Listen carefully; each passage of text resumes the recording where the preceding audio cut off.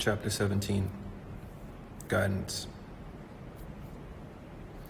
The possession of right knowledge, unless accompanied by manifestation and expression in action, as right wisdom and right overstanding, is like the hoarding of precious metals, a vain and foolish thing. Right knowledge, like wealth, is intended for use. The law of use is universal, and he or she who violates it suffers by reason of their conflict with natural forces.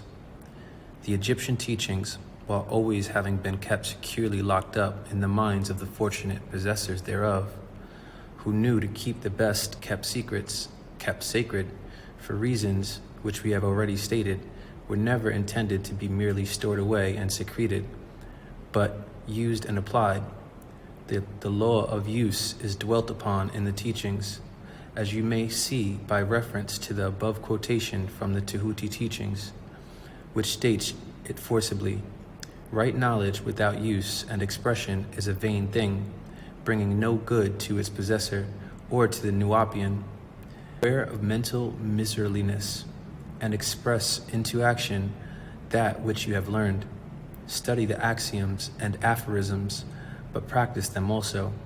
We give below some of the more important Egyptian axioms from the Egyptian teachings, with a few comments added to each. Make these your own, and practice and use them, for they are not really your own until you have used them. To change your mood or your mental state, change your vibration. One may change their mental vibration by an effort of will, in the direction of deliberately fixing the attention upon a more desirable state. Will directs the attention, and attention changes the vibration.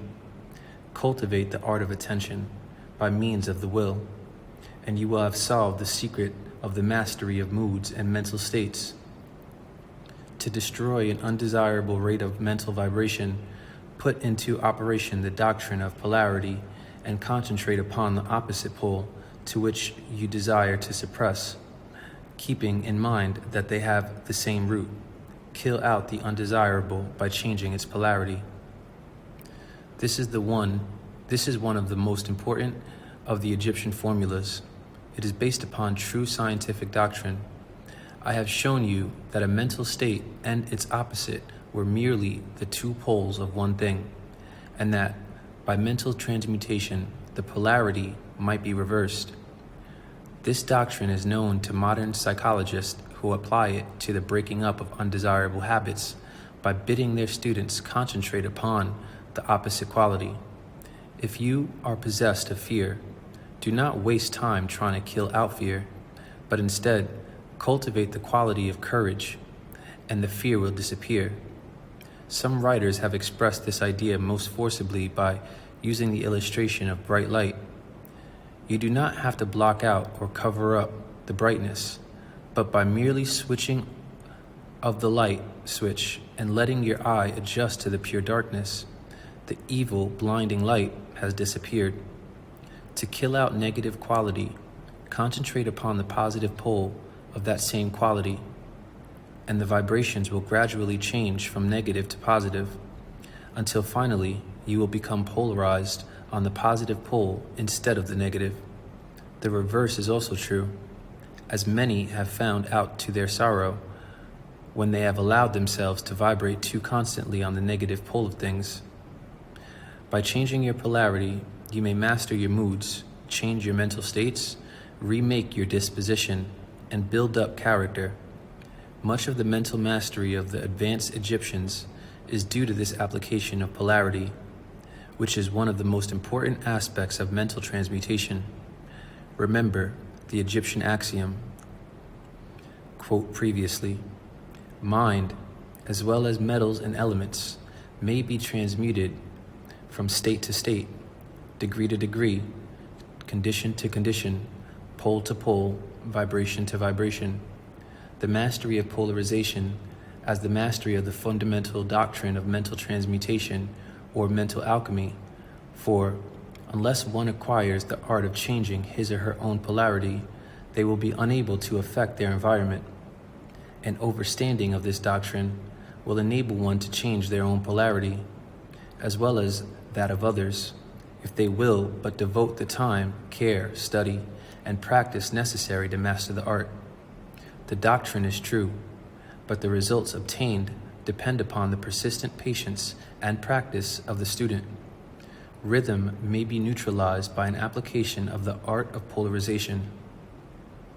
As I have explained in my previous chapters, the Egyptians hold that the doctrine of rhythm manifests on the mental plane as well as on the physical plane, and that bewildering succession of moods, feelings, emotions, and other mental states are due to the backwards and forward swing of the mental pendulum, which carries us from one extreme feeling to the other.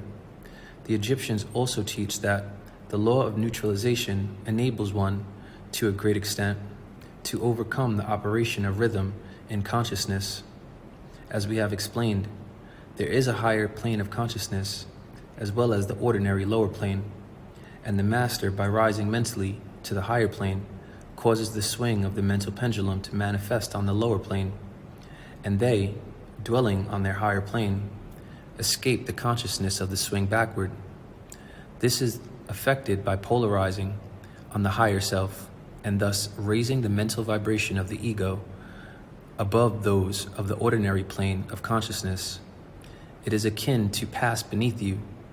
The advanced Egyptians polarize themselves at the positive pole of their being, the I am pole, rather than the pole of personality, and by refusing and denying the operation of rhythm, raised themselves above its plane of consciousness, and standing firm in their statement of being, they allow the pendulum to swing back on the lower plane without changing their polarity. This is accompanied by all individuals who have attained any degree of self-mastery, whether they overstand the law or not. Such persons simply refuse to allow themselves to be swung back by the pendulum of mood and emotion, and by steadfastly affirming the superiority, they remain polarized on the positive pole. The master, of course, attains a far greater degree of proficiency, because they overstand the law, which they are overcoming by a higher law, and by the use of their will, they attain a degree of poise and mental steadfastness almost impossible of knowledge on the part of those who allow themselves to be swung backward and forward by the mental pendulum of mood and feelings. Remember always, however, that you do not really destroy the doctrine of rhythm, for that is indestructible. You simply overcome one law by counterbalancing it with another, and thus maintaining an equilibrium.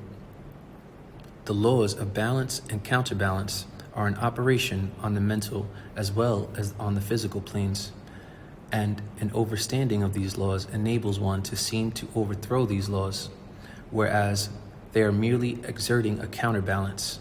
Nothing escapes the doctrine of cause and effect, but there are many planes of causation, and one may use the laws of the higher to overcome the laws of the lower. By an overstanding of the practice of polarization, the Egyptians rise to a higher mental causation and thus counterbalance the laws of the lower planes of causation. By rising above the plane of ordinary causes, they become themselves, in a degree, causes instead of being merely caused.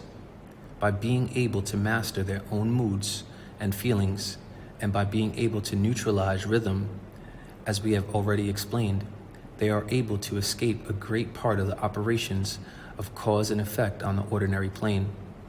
The masses of people are carried along, obedient to their environment, the wills and desires of others stronger than themselves, the effects of inherited tendencies, the suggestions of those about them, and others and other outward causes which tend to move them about on the chessboard of life like mere pawns.